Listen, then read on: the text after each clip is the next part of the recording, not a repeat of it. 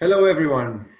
Uh, Without a doubt, climate change is one of the most important challenges of our planet.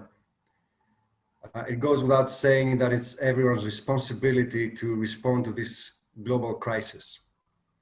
And of course, finance is not excluded from that role. Over the last years, we've been witnessing a lot of destruction and happenings in very areas that we couldn't possibly think before. Such as islands, such as Crete, for example. And over the last 2 years, the implications of climate change have been very well noticed by everyone. But what we're we doing towards this role? How can we envision a sustainable finance system that can lead us to solutions about climate change? This is the essence of my talk over the next 15 minutes. I'm going to share with you some latest developments that show us that contribution of the finance, banking, and insurance sectors can be very important to tackling the challenges of climate change. When you talk about climate change in finance, we think of two main things. The first one is climate adaptation, and the other one is climate mitigation. So if you're a banker, if you're an investor, if you're insurance, working in the insurance industry, what you actually want to do is make sure that your assets are either adapting to climate change or are mitigating the risks. And when we're talking about climate change also, in the investment and finance industry, we're also interested in two types of risks.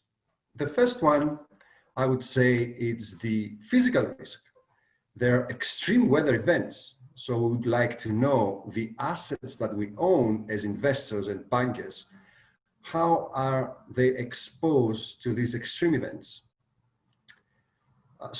In other words, we need to calculate the risk that our assets will be exposed and what are the specific incidents that will happen and in what time frame. So we better have very good predictive models about how the world will look like, not even like 5-10 years, but like now, as we've witnessed in places like Crete or other parts of the world. Another type of risk that we're interested in looking in climate change is the transition risk. By transition, I mean how companies and the firms that we invest in or give money as bankers, for example, can be able to adjust themselves to this transition to a low carbon economy, because climate change adaptation is about lowering our CO2 emissions. How is this going to affect the companies? There are many risks there. Some companies might even have to change their business models. They need to adapt to new markets. They need to reinvent themselves. They need to transform. Some companies will never be able to do that unless they change the strategic objectives and incorporate climate change adaptation and mitigation into their business model. How can this be done? Well, first of all, this requires CEO and board level commitment, analyzing, identifying, and acknowledging climate change as a disruptive factor into your own business model. Then, of course, you need to do a stakeholder engagement process and ask your other stakeholders, not only your shareholders, but also other parts of local communities, of other corporates you work with, your clients, your suppliers, your employees, other like stakeholders that you work with, how they perceive climate change. It's very important dialogue in this case. And last, it's an action plan. A climate change action plan, it's not something that it easily can be done. It needs proper methodological approach, as there are many things that need to be incorporated into building such an action plan. Now, in order to do this, some motivation is also needed, right? So we have the European Union working on that. Many of you, I'm sure you have heard of the EU Green Deal, which is actually Europe's commitment to become a carbon neutral continent by 2050. Now, Europe has made other commitments as well, as you know. It's the Sustainable Development Goals of the United Nations and also the famous Paris Agreement. So the Europeans have accounted that the total budget for this adaptation could be roughly 1 trillion euro over the next decade. So they're making sure that they put the appropriate budget into this aim, but also giving the right incentives for corporates, investors, bankers, and insurance companies to leverage additional capital through the capital markets.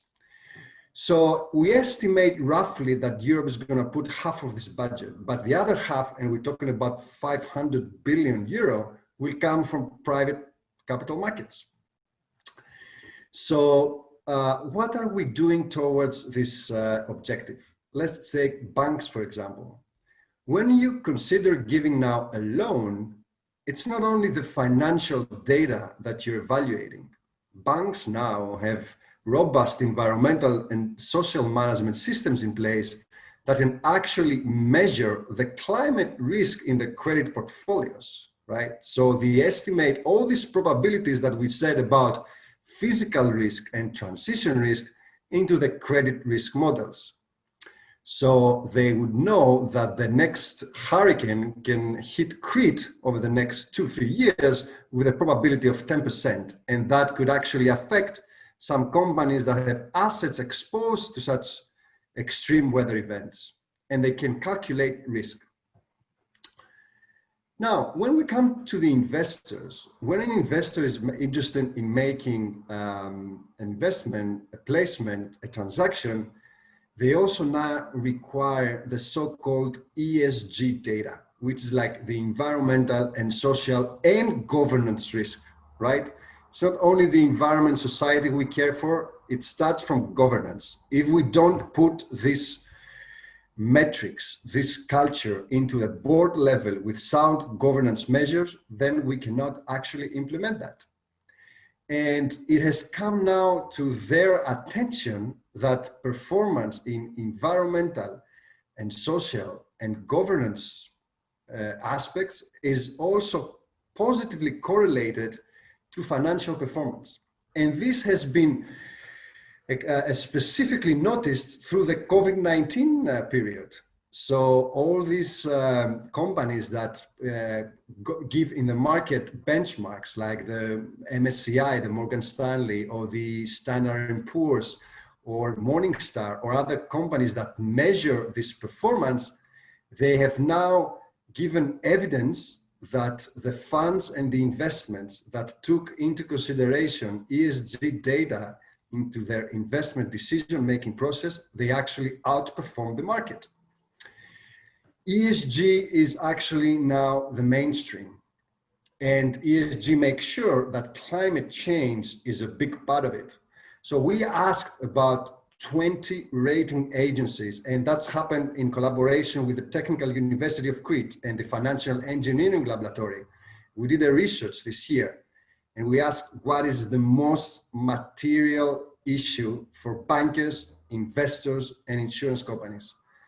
They all responded in one word. Well, actually, it's two words. It's climate change.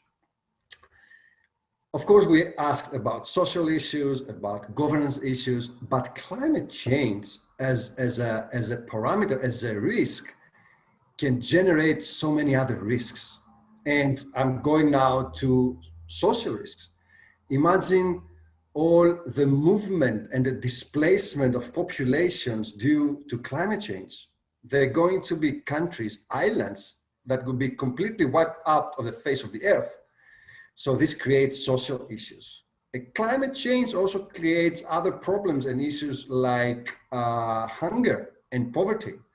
And this is all aligned to the Sustainable Development Goals of the United Nations. And of course, climate change affects governance, right? This climate change is the only mega trend that we've seen that has aligned and convinced so many scientists and policymakers and regulators to have active measures and motives for companies and market players. And I'm taking, for example, the network for greening the financial system, which is just initiative by central bankers across Europe and other parts of the world. They said that as regulators, as central bankers, we need to make sure that our banking systems are incorporating climate change as the #1 physical and transition risk factor. And they're also doing other initiatives. UNEP-FI, which is the United Nations Environment Program for the Finance Initiative, is also now devising models of credit risk adjustment due to climate change. And there's another notable initiative which has been established by the Bank of England and the Bloomberg in the United States. It's called the TCFD. The acronym stands for the Task Force for Climate-Related Financial Disclosures. In simple words, this is like imposing especially listed firms to account for climate risk. So investors now, they want in their own financial language, corporations in their annual corporate accounts, which are audited, to include climate risk estimation. It's not an easy thing to do. Accounting for climate risk, it's the next financial innovation. Companies now are in the spotlight because they need to adjust into these new investment desires. The companies need to be bankable and receive more credit to finance their plans or get working capital. Nothing is going to be done unless they include environmental and social risks into their accounts. And just to give you a latest update, which is like this week, about the EU Recovery Fund due to COVID. It's that billions of euros are going to be given to corporates that have been affected by COVID-19 pandemic. Guess what? Environmental and social metrics are also will be considered when commercial banks are going to allocate this money to companies that have suffered. So in order to conclude this short intervention, I would just want you to think that the financial system as a whole is now driven by the markets that actually embed climate risk. And they don't just do it in a policy level. They are very, very detailed. Just the last thing, maybe you've heard about the EU taxonomy. The taxonomy is a lexicon, is a dictionary. It's where you define what is green. So, because over the last year, we've been exposed to a lot of greenwashing, right? Everyone claims that I'm green, I'm sustainable, I'm ESG, I'm this and that. But who is to judge that? Who is to decide how much green you are? Well, the Europeans have devised the EU taxonomy for sustainable activities, which is like every single economic activity is defined based on CO2 emissions. So if I would like, for example, to invest in a railroad company, I would like to know what's the CO2 emission equivalent for every kilometer of railroad. If I want to invest in renewables, I would like to know what's the CO2 emissions. So everything is accounted now through CO2 emissions. And you can see that this EU taxonomy, which is already adopted by other parts of the world, will act as a policy tool, will act as a labeling tool. Everyone will say in a couple of years from now, I'm 10% green, I'm 50% green, I'm 100% green. And don't take me wrong here. No one needs to be excluded from this transition because of climate change, right? It's not only about renewables. We also need the enabling technologies. We need the transition technologies and the innovation by the entrepreneurs.